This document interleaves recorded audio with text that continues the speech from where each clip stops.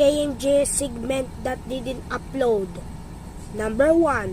Critical mo talaga.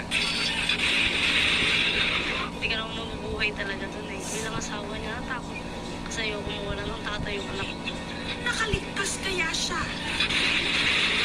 Dati-rati, parang imposibleng may tamaan ng kidlat. Pero sa nakalipas na mga taon, tila dumarami pa nga. Bakit kaya? Number 2. Panalo ang kanta ng Pinoy artist na si Easy Mill. Millions and millions of views and counting. Number 3. Sa lahat, nakaligtas kaya sila?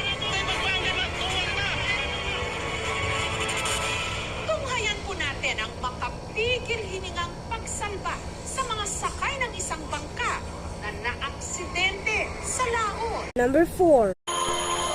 Sa Surigao del Sur, meron daw pambihirang nilalang na nanghihigop ng naliligo sa pagitan ng mga bayan ng Lianga at Barugos sa Surigao del Sur.